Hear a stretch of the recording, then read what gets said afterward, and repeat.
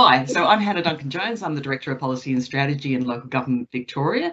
It's a beautiful sunny Friday here in South Gippsland, where I'm speaking to you from. I'd like to acknowledge the traditional owners of the land on which we're all meeting, and I pay my respects to all elders past, present and emerging. So welcome to the third LGV Connects session. We've got a few things to cover in this session, and I wanted to take the opportunity to update you on the progress we are making on the implementation of the 2020 Act and take time to celebrate a milestone across the sector in the spectacular progress we've all made so far. The main focus of this session is on the foundations we've been putting in place for the new council that takes the reins from November this year. The hard work we've done to date has laid strong foundations across the sector. There will be a flurry of activity now in preparation for the new council, so I thought it'd be useful to go through some of this.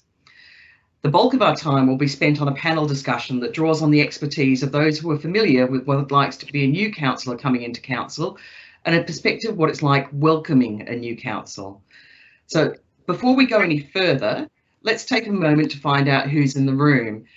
Sharon's going to take you through the Menti exercise, and if you can grab your phones, you can see the code on the screen there.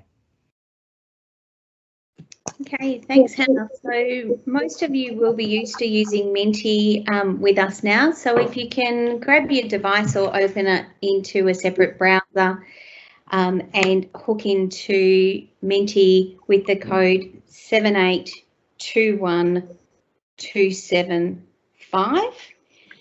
We're just going to get a bit of an idea around who's with us today and who's in the room. Aman, are you able to flick up the results of question 1?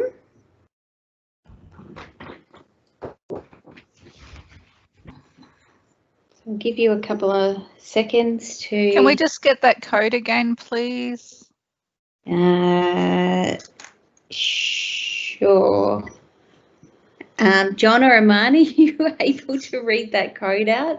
Apologies. Yeah, sorry, 78. The code is 7821275, and I'll just share my screen again so you can see it.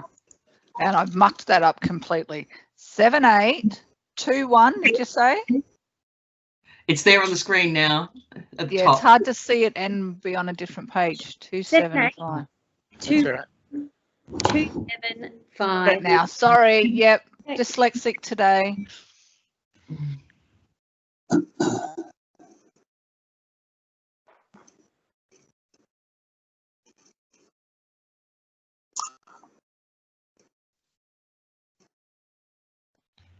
Okay, so Aman, can you put up the results as we're getting them in for our question?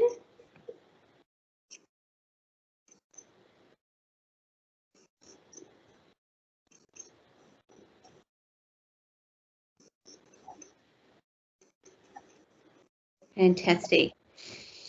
So we're looking at what type of people have joined us. Oh, we've got no community engagement people today.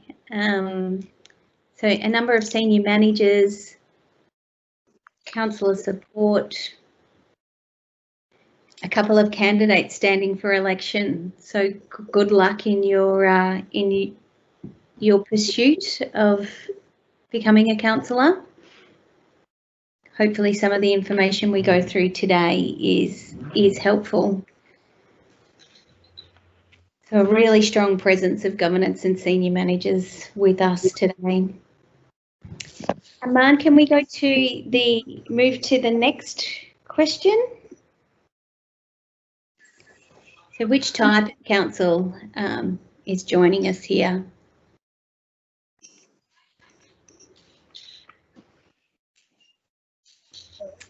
Oh, we've got a really nice presence of rural councils today. Fantastic. So that's a pretty good representation of the room, and you know, welcome to all of our rural council people. I'm incredibly jealous that you've now got some more freedoms to be able to move around as someone living in the city. Who's living under some restrictions. I'm looking forward my first activity is to sit in a cafe and have a latte in a glass. It is my most recent aspiration. Aman, are we able to move to the final question? Thank you. So we just want to get a bit of a gauge from everyone today around how ready you feel you are as a council to welcome an incoming council and all of the things that we need to have in place for a new council. And hopefully, you know, some of the information that we can give you today will create some calm and, you know, some fresh ideas around the types of supports and material that we're working on and preparing and working with the sector to help support a new council arriving. So we had a couple of councils who were apparently feeling pretty good and confident that they're very much ready. So it's a great position to be in. But the majority of people are kind of in that 3-4 area. So I know many of you have done it before, and a lot of what is built into the Act is just good practice and things that councils have been doing a lot of already.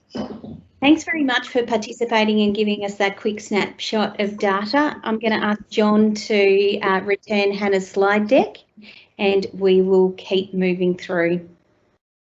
Thanks, Hannah. Thank you, Sharon. Really, really useful always to get that data and to understand who's in the room. Got no volume. Oh, no.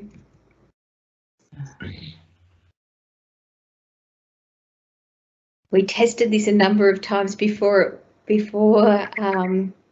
session, and now it's failed on us. Oh, good. Okay.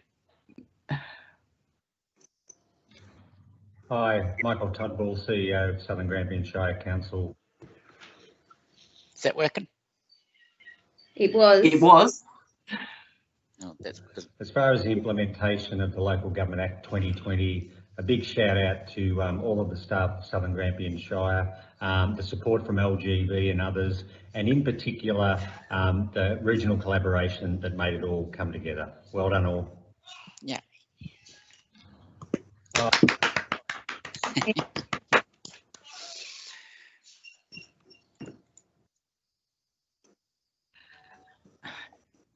Thank you very much, Michael, for sending in your video and helping us celebrate this significant milestone with the 1st of September requirements and also the movement through now to the election and caretaker starting next week, and the preparedness for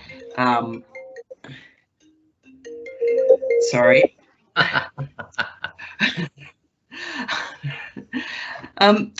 So look, that's really great. So as you can see on the slide at the moment, we've got the staging slide, and we're beginning to see some really great green ticks all over the place there now, and it shows us really clearly where we're up to in relation to stage 3B. So we are, despite the unique pressures of COVID-19, making great progress in implementing the stage plan developed by the Project Control Board, either through consultation, co-design, and in a few cases, informing of our intentions. There is a journey ahead of us, but so far, so good, when we can all claim to be part of this success.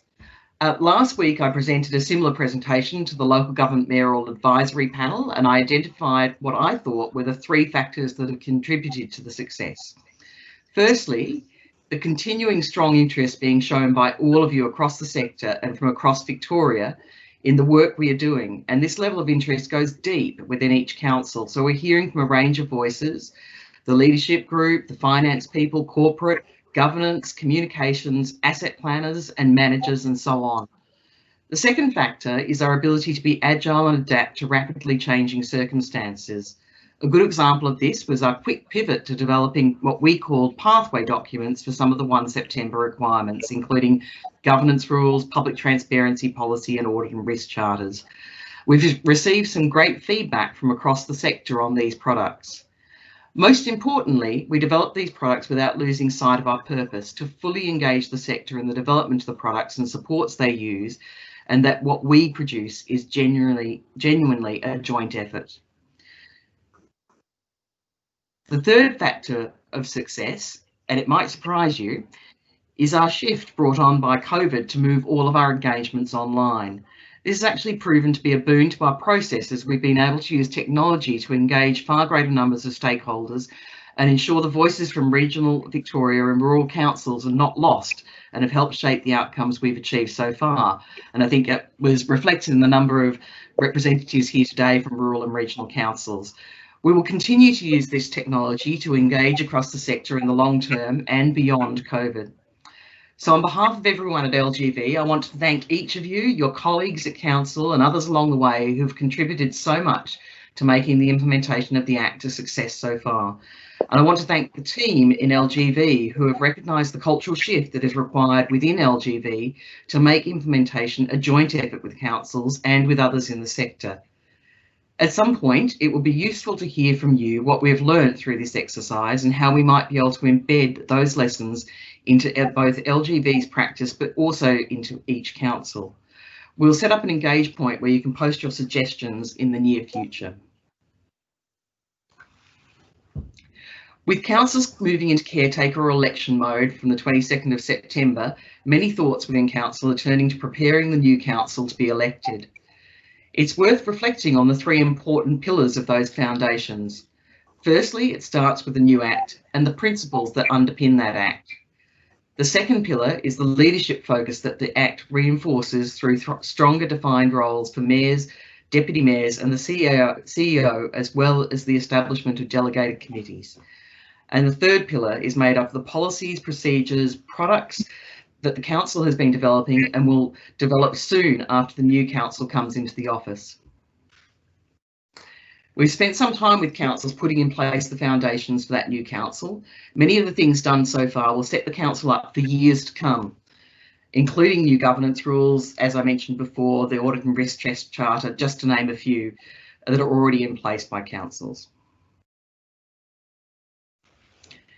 The 2020 Act is a principles-based Act built around the 5 key principles on your screen. And this is a really important point of reflection because it drives everything that we're doing and provides significant guidance about how we're doing it. As a principles-based Act, it is intended that maximum flexibility is provided to how councils meet the needs of their community. The focus is ensuring that the principles are met, and most importantly, there is recognition that the principles are interconnected. Finding these connections to policies and procedures will be important for councils in the months ahead as you develop a broad range of work for council. For councillors, this will be particularly important in the new council, as many of the key products are required to be overseen by the council, including the community vision, the council plan, the financial plan, and the asset plan, and each of these must relate to those principles. The leadership of the new council will operate under the 2020 Act. The Act enhances the roles, particularly of the Mayor and the Deputy Mayor. There are, of course, a number of processes that need to take place after the election, including the oath of office or oath or affirmation of office and the election of a Mayor and a Deputy Mayor. All councillors will undertake councillor induction, which I will go into detail about later, but the important thing is that this induction must take place within 6 months of being elected. For councillors, it will be a heady few months getting their heads around the range of processes, policies and products put before them. The new council will be busy with the bulk of work to remain on pieces that will shape the council for the next 4 years. You can see that in the first 18 months of a new council, they will have a lot of work to get through. But once these are in place, they will lay the foundations of how each council responds to the needs of their communities and delivers services, managed assets and finances the community expects for many years. The products highlighted in the blue circles are important. They represent the most critical documents for a new council and are central to the work we're currently doing on providing support for the integrated strategic planning and reporting framework. So I guess it's really important to reflect on why these are critical. Firstly, the bottom circle are the only products where the 2020 Act requires a council to undertake deliberative engagement. So those things, the vision, the plan, the financial plan and asset plan are underpinned by deliberate engagement. And you need to have your community engagement policy adopted by 1 March next year. So it's the other circle highlighted on the slide. The second reason why they are critical is that flowing out of these 4 products in the bottom circle are the key objectives, strategies and actions that will inform the other plans. And critical again is finding those interconnections. This connectedness of things is clearly important and a central tenet of the Act. It's probably the most complex part of the Act for people to understand. This is going to be a challenge, and we're working with councils on helping them get this right, and it will take time. That brings the focus on how the 2020 Act brings, I guess, shines a light in relation to councillor integrity. We're close to finalising the pieces that make up the requirements for ensuring that integrity. Regulations will provide the framework for how councils will develop the policies and procedures to give effect to these elements. And of course, this is backed up through independent bodies, external, but also internal, as is with the case for the Register of Interests. And given regulations are the framework, we've recently been engaging on 2 sets of regulations, governance and integrity, and planning and reporting. The proposed governance and integrity regulations that include the standards of conduct were out for consultation with the sector until last Friday. We've received good response and are working through the feedback we received. It was actually really pleasing to see the level of response to these really important regulations. The proposed 4 standards under which the regulations have been developed include treatment of others, performing the role of councillor, compliance with council policy and procedures, and the reputation of council. The 4 standards set out the standard of behaviour expected to be observed by councillors in the course of performing their roles, duties and functions as councillors, including prohibiting discrimination, harassment, including sexual harassment and vilification. The regulations for councillor induction training are also now being finalised. The regulations cover 10 categories of information that need to be included in the training. So we've set some of the foundations for a new council. We've identified the elements that a new council will need to consider, and we've gone into the integrity elements that are important to good governance. So this segues nicely into our panel discussion today. I'm very pleased to welcome retiring Councillor Sandra Wilson from Hobsons Bay City Council and Jessie Holmes, the CEO of Yarriambiack Shire Council. Councillor Sandra Wilson has held the position of Mayor twice at Hobsons Bay City Council in 2013-14 and 16-17. Councillor Wilson is currently the Deputy Mayor and has indicated she will not seek re-election in the elections coming up on the 24th of October. We've asked Councillor Wilson to cast her mind back to that first day after she was told she'd been elected, and then those first weeks and months as she navigated her own way through being a councillor. What helped her most? Does she remember the induction program? And if so, what resonated best for her? Jessie Holmes was appointed to the CEO of Yarriambiack Shire in 2018. And we're interested in hearing from Jessie and her team approaching the new council. What is the focus of her work in preparation for a new council? And what are her priorities in the first 12 months of a council? So I'll invite Councillor Wilson to give her 5 minutes of reflection based on my earlier comments. Ready, steady, go? Yes. Thanks, Hannah. And I really did have to cast my mind way back 8 years ago and dig deep to go back to being a newly elected councillor, and it brought back some a bit of trauma actually, because it's that fear of suddenly into the, I won't say the great unknown, because before I was a councillor I was quite engaged with what was going on at a council local government level by attending council meetings, asking questions in public question time, community reference groups, that kind of engagement. But I'm very conscious of I was engaging with the outward functions of council, and not then getting behind the scenes until I was elected. And the reflection was, you know, the campaigning is huge on the job learning as a candidate, and then once you shift into elected councillor mode, that on the job learning is it's an avalanche of information that comes at you,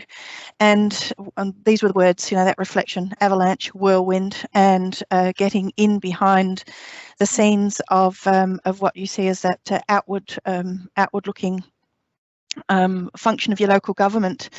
And I remember having this bombard of information that was all jumbled up between strategic and operational context, the policies and the processes of council, and then let's put the politics to the another side, because that's a great learning as well. But that's another kettle of fish.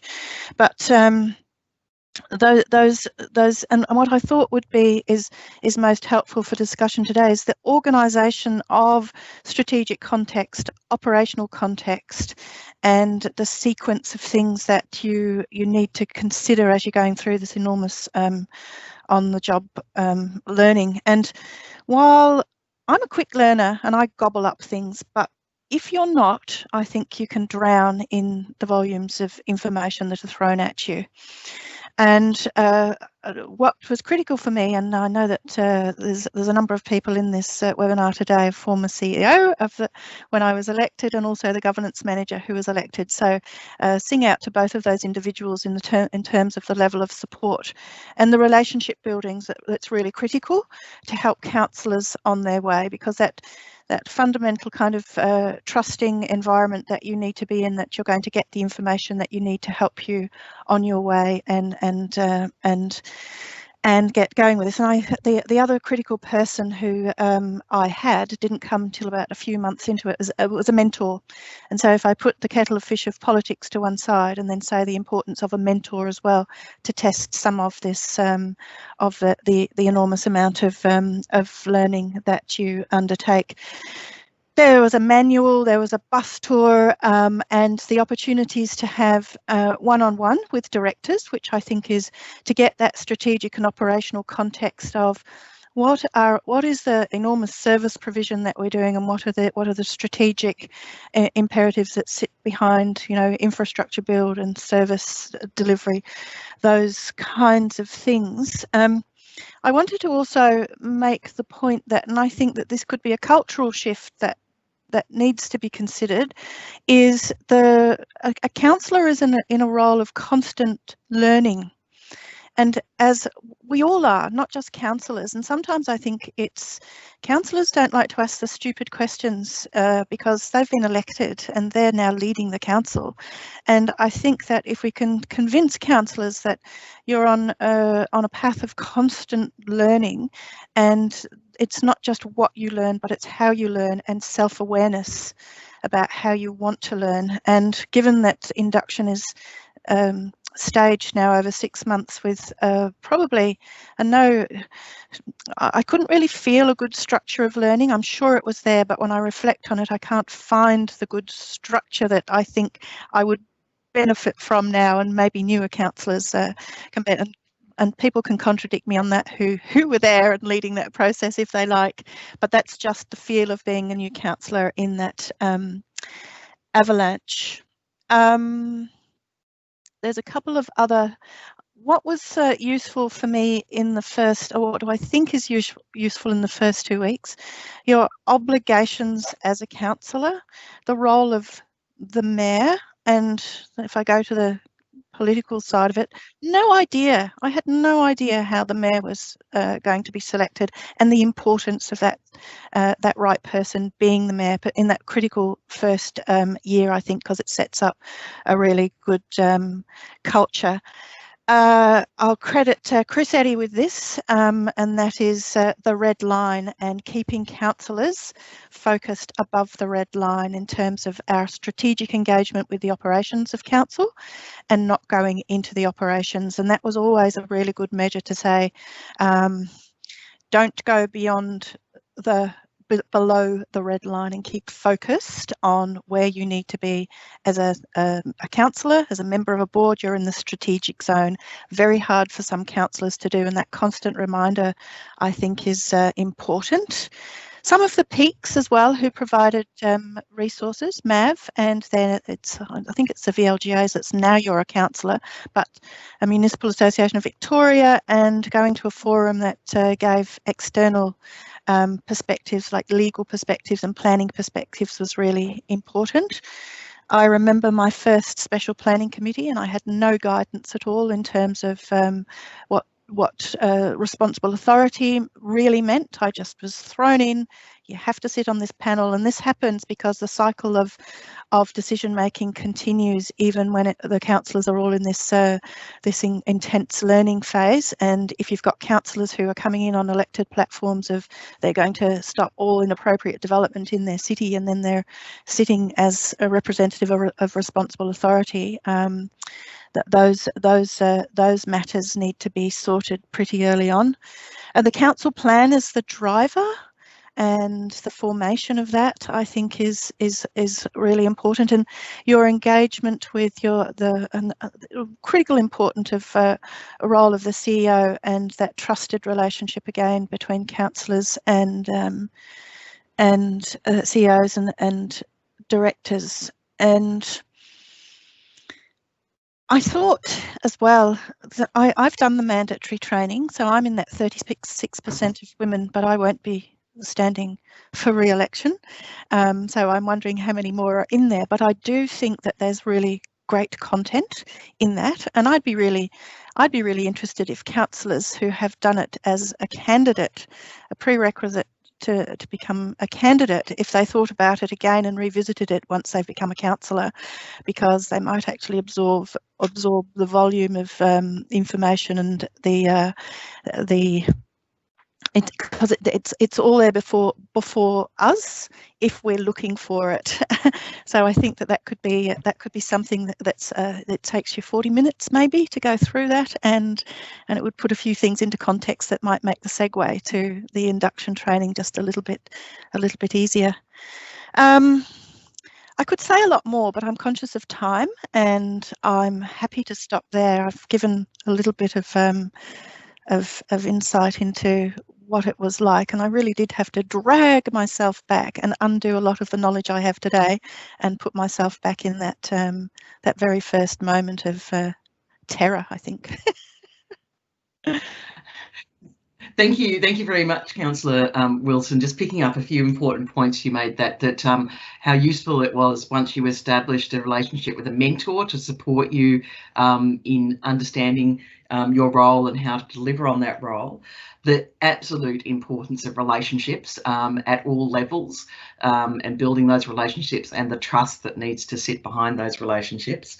The understanding of the strategic and statutory requirements and how you build that understanding.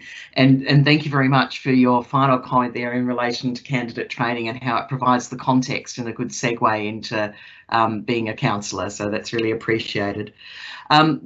I'm just going to hand over in a minute to Jessie Holmes, but if you want to start typing questions for either Councillor Wilson, Jessie Holmes or myself in the chat, because after Jessie we will go to the panel, that would be great. So thank you, Jessie. Over to you.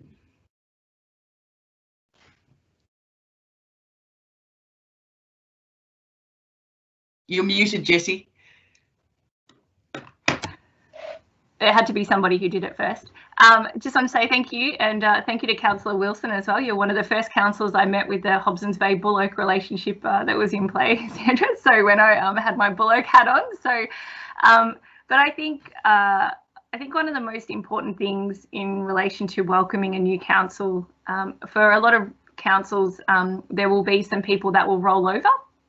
So you'll have a couple of old hands, hopefully, who will be able to assist the new ones coming on as well. But by far, the first couple of days are about getting to know each other. So the councillors getting to know each other and getting to know the staff.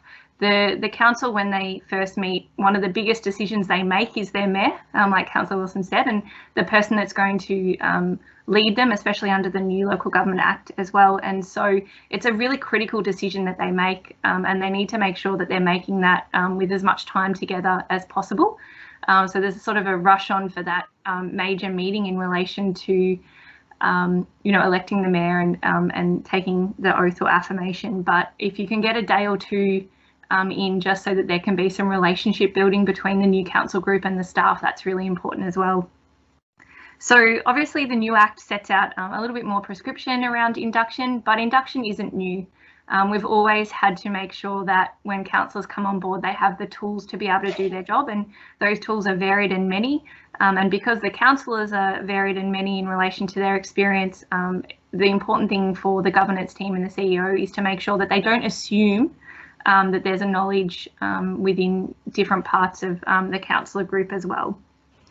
I think the setting of a good relationship between the councillors and the operations arm of council is really important. I do sometimes find myself looking at some CEOs who forget that they're not the mayor and sort of put their face in front of a lot of things that are actually the elected members' responsibilities. But I think it's really important to remember that that the best outcomes from the community come from a council who can engage in respectful, robust debate.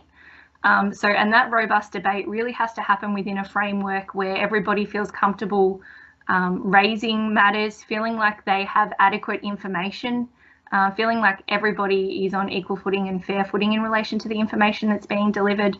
And that allows then for a robust conversational debate in relation to the circumstances different councillors are having in relation to that decision making. And from that, you would hopefully get a much better outcome for the community. Often what happens, where there becomes an us and them, or it's a win or lose sort of situation in relation to debate within the council chambers. When that starts to happen outside of a really respectful framework, it doesn't just create disharmony in relation to the council group. It creates that then in the operations group and in the wider community as well. So it's really important that those really important robust discussions happen, but in a super respectful kind of framework. And that's where we set out the kind of the values in relation to the behaviours that are expected from councillors and from staff as well. I think in giving them the tools, we try and probably give them too much information too quickly sometimes. There's so much for you to learn, and Councillor Wilson's right, it doesn't stop. So your first meeting in November or December will usually contain all the things that council wasn't able to do during caretaker mode. So it's usually a pretty full agenda, and things have been happening behind the scenes. But it's really important as well for that particular meeting that you usually know, you've obviously set with the mayor what the agenda is going to be, and it might be that there's a mock meeting held so that people that aren't fully across your governance rules and your meeting procedures get to have a meeting without being watched by an external kind of body or party in relation to how things are moved and seconded and whatnot as well. We also have a bus trip. I don't think there's an induction that happens without a bus trip. It's usually making you aware of what the current capital works program might be and what some of your major advocacy or future kind of capital works programs might be. And that makes it a lot easier for the councillors to be able to understand better the agenda items that are coming across them as well. So I think staggering those sessions and making sure that we're there's so much important information and it's hard to know what to sort of inform councillors with first. But also, it's not just a one-time learning. Councillor Wilson's right, the amount of bodies that are at play. MAV runs some amazing sessions, VLGA runs some amazing resource sessions, and it's important that councillors go to those sessions, not just for the information that they get from the experts that are providing it, but also to network with other councillors, because the best thing about local government is, whether you're a councillor or whether you're a staff member, or some people are both, is that everybody is quite collegiate and nobody wants you to not succeed. So you can tap anyone on the shoulder and they'll say, this is my experience with that, or this is how I went with that. And the level of sharing that happens between councillors and councillors when you network and engage in those systems means that you'll be able to learn as you go. And then on top of those induction programs, it's up to CEO and the operational team to make sure that they're constantly educating you. Your induction and education program shouldn't be for the first sort of 3 months or 6 months. It should be for the term of your for your council term, because you should always be learning. So they would probably be my tips. We'll be welcoming our councillors with open arms. It's always good to get some new people on and hear some new ideas, and obviously the new integrated planning framework. The council engagement and vision and council plan will absorb most of their first 6 months, but that's a big thing for councillors to get their head around, and it's a really good opportunity for them to get out in the community and hear what needs to happen from a council perspective as well. Thank you very much, Jessie. Please do type questions in the chat. As I'm going to sit on the panel, I'm going to ask Sharon Redmond to take over the role of moderator. So over to you, Sharon. Thanks very much, Hannah. I can see that Councillor Wilson has already answered a question in the chat, but I'm going to ask it so that everyone listening and for the purpose of recording can hear your insights, Councillor Wilson. So if there was one thing you wished you'd been shown early on that you were not, what would that have been? Well, the answer I've typed in there that I'll speak to is, and it was just a huge gap. It wasn't covered, and because it sits in the political sphere, and that's the selection of the mayor and how that would happen and why that would be so important. I mean, when I was first elected, and I'll credit my mentor with giving me a prod on this at the second mayoral election. She prompted me to say, what's going on? It's going to be happening now, and are you in the mix in having that discussion?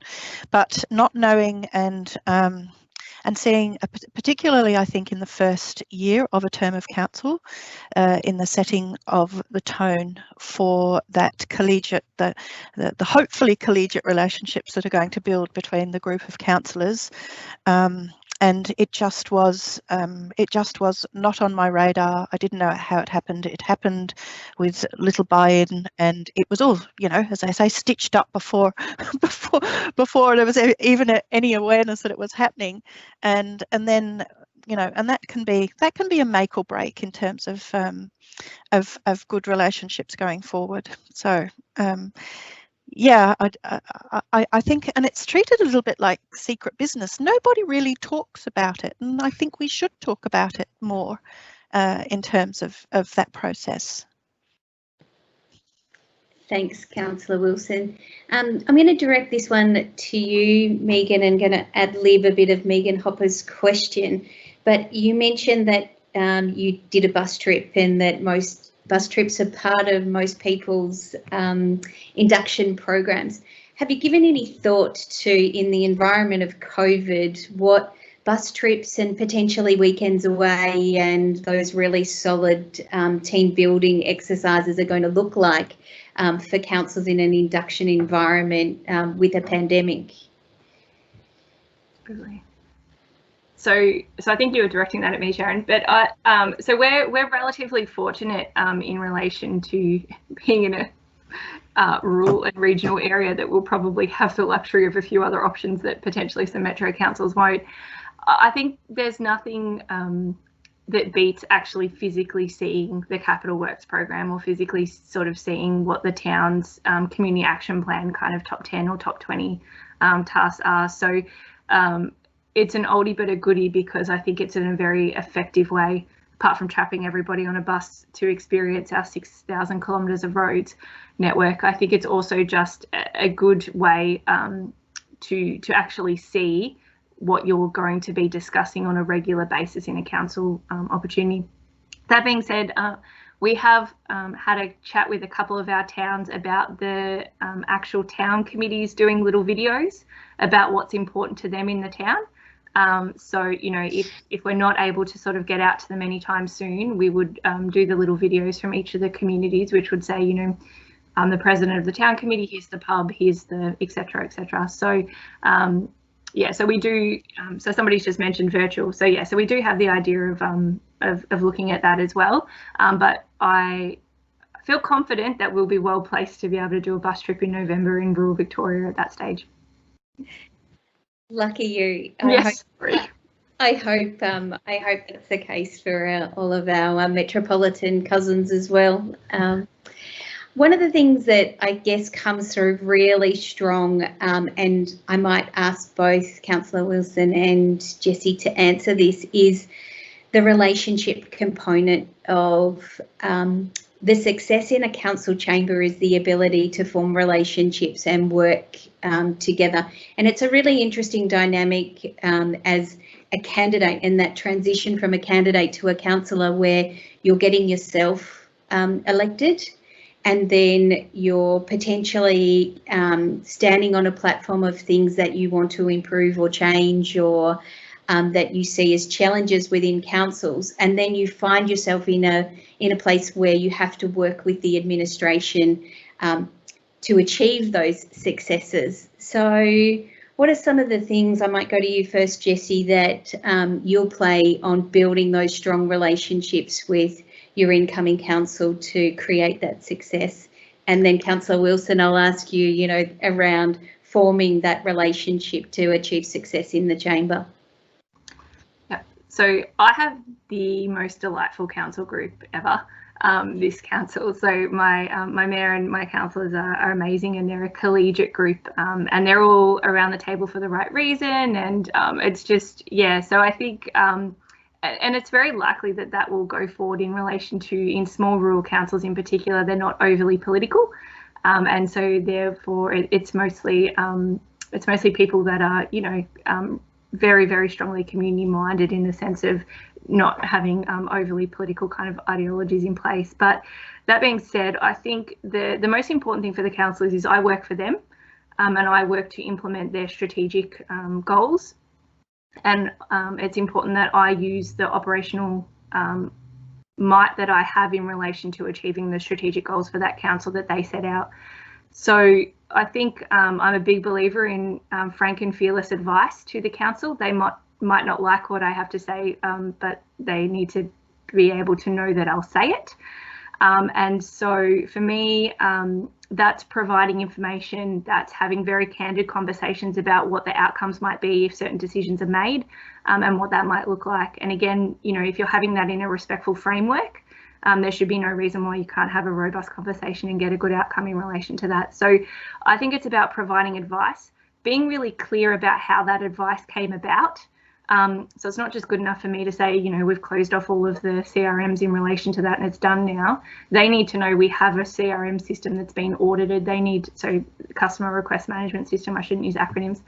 So they need to understand where that information is coming from, and that they can rely on the data that I'm providing to them, because it has a layer of audited integrity and depth in it as well. So I think there's twofold. They need to know that the staff are going to provide them with advice that is well informed and has a layer of integrity around it, and then after some time of doing that, that just builds up a natural trust. But also, the councillor group has internal audit, they have external audit, their audit and risk committee and independent members, and they should be utilising those assets to ensure that the integrity of the information they're being provided for their decision making is as strong as it can be. Awesome answer, Jessie. And getting some really positive feedback around your answer. Councillor Wilson, your thoughts on the value of relationships and forming relationships to achieve success? Well, I think, and there's a lot of this being talked about. I'm a member of ALGA, and we've been running forums with a lot of female candidates, and that advice in the campaign stage around don't be mindful of if you're elected and who you could be elected with, and if you're going to be negative and hurt relationships before you've even got the chance to make them.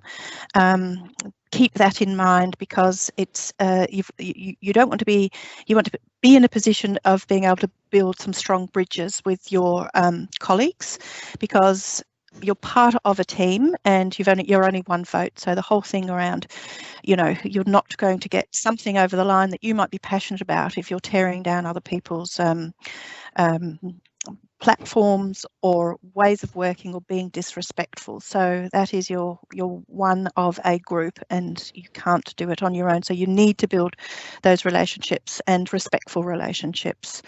I think that, and going to Jessie's point about all of the information that officers bring to councillors, we have an obligation to make informed decisions, and the only way to make informed decisions is to take that frank and fearless advice and all the information that's coming as the food for thought in that decision-making process. I think is really critical, and it's not just what I think, because I'm elected and I've been elected to just vote on what I think. It's also about not being parochial as well. And that's another thing with your colleagues, is to think that you're elected from to represent a ward, but you're there municipal wide. So sometimes it's hard to get councillors out of their parochial mindset of something, but it's really important to think municipal wide, and those are some of the respect is at the core of it, and building trust as well. I'm a very trusting person, perhaps too trusting for politics, but I know when I smell a breach of trust, and I have tried not to let those things get in the way of being an effective councillor, but they can be distracting. The relationships can distract from the core business, and they can take a toll on your ability to be an informed decision maker. But sigh, why, and perhaps am I leaving after 8 years? 8 proud years, I'll say, though. Thanks very much, Councillor Wilson. Hannah, I'm going to direct this question to you. So there's a question in the chat around, will anyone be developing a basic online induction module for all councillors, which can be supplemented by council-specific inductions? Yeah, thank you, Sharon. So I outlined in a slide earlier the content, the 10 things that need to be included in council induction that will be in the regulations. We have a councillor induction working group that's continuing to look at the kinds of supports that will be necessary to assist councils. It is important to note that this is what needs to be included, but each council in including this will shape it to reflect their community and what the councillors coming in to represent that community need to know. So there will be some things, and also note there's a question there from Ruth around Gender Equality Act and best practice, that we will certainly be giving some clear resources around to ensure that there's consistency of information around those important things. So what is the relationship between the Local Government Act, gender equality provisions, and the Gender Equality Act? What is the work that councils need to do to develop gender equality action plans, those sorts of things? Bringing up to date about the latest news in relation to Aboriginal self-determination and treaty, that kind of stuff that we can provide as a consistent package of information. But that working group is still working, and as they produce the outputs, we will certainly put those up on Engage Vic and make sure that they're well circulated to everybody who participates in our various mailing lists that we keep everybody up to date with. Thanks very much, Hannah. I've got a really lengthy question here from Chan, and so I might direct it to you, Jessie. In your experience, are or should council decision making link to formal projects that deliver strategic outcomes or address community issues? I found there are not formal management structures underpinning council decision making. This has significant negative impacts on the effectiveness of community engagement, integration in decision making to ensure good governance principles prevail. So I think with that question, it's the or that's probably the painful point there. So formal projects that deliver strategic outcomes or address community issues. The community issues should be addressed by strategic objectives that are underpinned where required by good project management to actually deliver an asset or a service. So for us, we This is what the integrated planning framework is hopefully going to address, Hannah, in relation to, you know, service, asset, financial planning, and then obviously the overarching community vision and community engagement deliberative kind of principles. But effectively, from our perspective at Yarra Ambiac, we have what's called a SPAMWAG list, which is not a very exciting word for it, but it means all sorts of things about special projects and asset management. But effectively, it feeds through community consultation, builds up into community action plans, which feed into the council plan, which has another layer of engagement, which feeds through the community vision. And so anytime a project comes about, it has to have a project mandate that has to get scored, has to be above 60 to get onto the project pipeline list before it then reaches through an asset management framework and a service delivery framework. So council, when making a decision about investing in a formal project, whether that's a service or an actual, you know, building or whatever it might look like, it's gone through a whole process before it gets there. And so council has like an 8-step process where it doesn't sign off on a project mandate until it's reached all of those thresholds, and then it can actually be implemented. So it sounds like that it would take a long time necessarily for that to go through. It can go through relatively quickly, but I think the issue for us is around, and that project mandate covers off on a whole bunch of long-term financial goals, and you know, what your iceberg asset impacts and stuff are. So for us, we're a small council, small rural council, limited kind of financial might, and so we need to make sure that where we're putting that delivery of service or asset has to be, it usually, in order to get above the threshold to meet the list, it has to meet at least 2 strategic objectives that have been set by council. And so we have this process, but it does mean we can react. That project is happening all the time. That pipeline's being updated all the time, and work's being done on that all the time. So that it also means when the government comes and says, do you have any shovel-ready projects?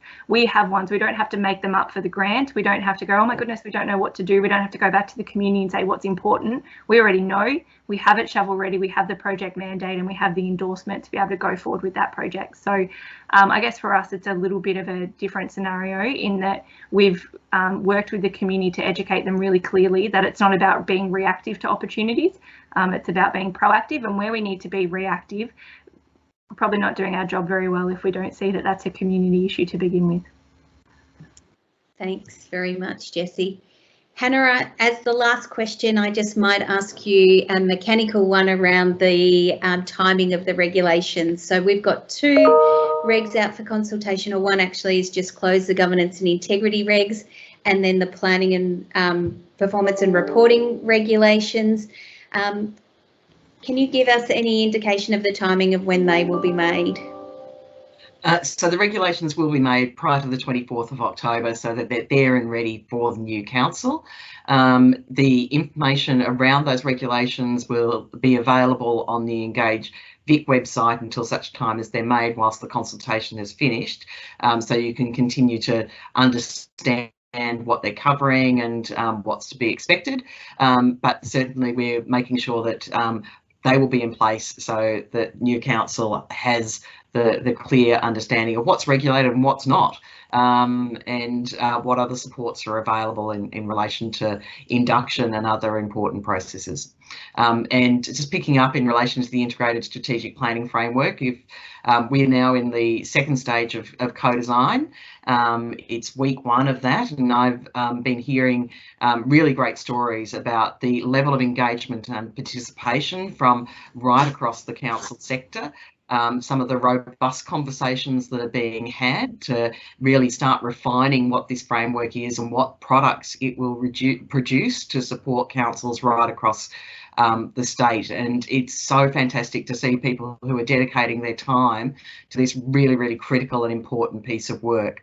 And it's also important to remember that this is a framework for councils, and councils are government, and it needs to be actually really quite sophisticated in terms of being able to respond to social policy, to infrastructure, to community aspirations, a whole range of inputs that might not necessarily be there in kind of a standard private sector project that's put together. So it's a very different kind of framework, but certainly I'm aware, and in all the discussions we're aware of, people are drawing on their experience around project management, around integration, and putting together what will be a model that truly works for local councils. Fantastic. So and I'll hand back to you. You've got about 3 minutes to close off. Sorry about that. Yeah. Thank you again, everybody, for your participation and the challenging questions today. The slides of and this recording will be made available on the Engage Vic website later today. As always, there's the important places that you need to go to clearly find the information that you need, whether it's about local government broadly on the Local Government Victoria website, coronavirus on the DHHS website, and everything in relation to the implementation of the Act on the Engage Vic website.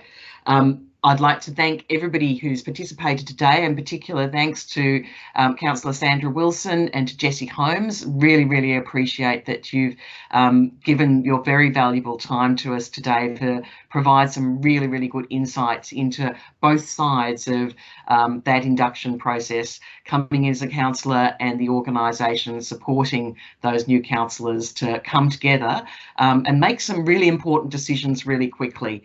You know, being the first one who's going to be the mayor and where it goes from there. So thank you very much, everyone, and thank you to my team who, as always, have supported me fantastically to ensure that we can put together LGV Connects for you on a regular basis. That's really appreciated. So have a safe and happy weekend, everyone, and for everybody in rural Vic, get out and spend some money in the hospitality sector, the accommodation sector, your local bookshop, wherever you can to help us get back on track in rural Vic. And for everybody in metropolitan Melbourne, I hope that the average numbers continue trending down as they have done, and that you soon can join us in you know, step 2 and step 3 of the roadmap. Thank you.